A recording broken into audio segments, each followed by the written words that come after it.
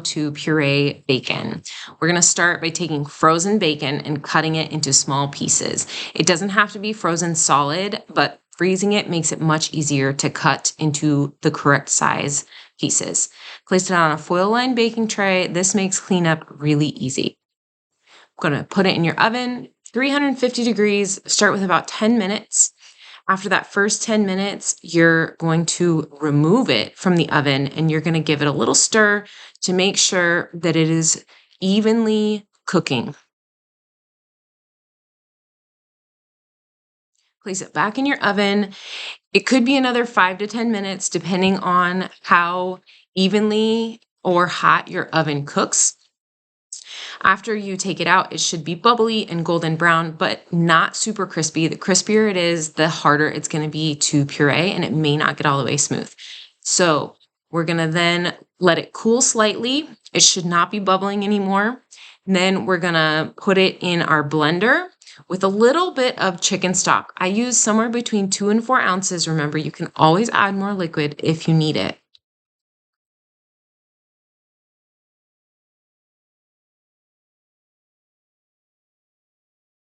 If you add too much liquid to your blender, fear not. We're going to add a little bit of thickener to make sure it gets to the correct consistency, because we don't want to make a bacon smoothie. We want to make a bacon puree. So if you add too much liquid, it's going to be okay. But remember, start slow and you can always add more. We're going to blend this multiple times. I think total, we're going to blend like 6 times. So do not be afraid to blend again. Add a little bit of the bacon grease that's reserved if you want. Not necessary, but sometimes adding a little bit of fat to your meat that you're pureeing can really help with the smoothness and the texture. And like I said, blend again. I like to use a long spatula so I can scrape down the sides of my blender to make sure everything gets incorporated well.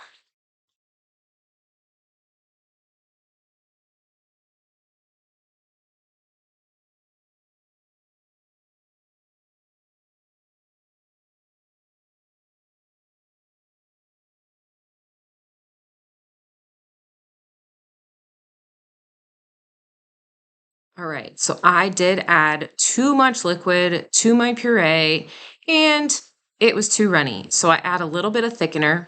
The thickener you choose to add is totally up to you. You can add a xanthan gum based gel thickener or you can add a powdered thickener. They're all going to work well for this. Once again, start with a little bit and you can always add more if needed. If you add too much thickener, then you add a little bit more of your chicken stock to get it back to the consistency that you want it. And from here, I'm just going to blend and blend and blend. With pureeing meat, you are going to want to blend multiple times. If you think it needs to be blended again, blend it again. Do not be afraid to keep blending this. With bacon or any other type of meat, it can be really hard to get them completely smooth. So the more you blend it, the better. And if you need to add a little more liquid and a little more thickener to get it to the correct consistency for you, that is fine. All right. So once it's to your desired consistency and thickness, we are going to pour it into a dish and taste it. Now it's time to taste your bacon puree.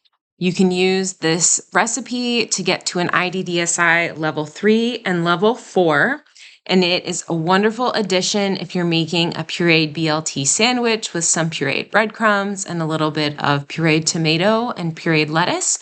Both the tomato and the lettuce can have thickener added as well, and they make a lovely sandwich. Otherwise, you can use this bacon puree as a spread if you're working on a IDDSI level 5 or level 6 and the bacon just won't quite fit into that. This spread is going to make a really, really wonderful addition to any of the IDDSI level 5 minced and moist or level 6 soft and bite-sized. I hope you enjoy.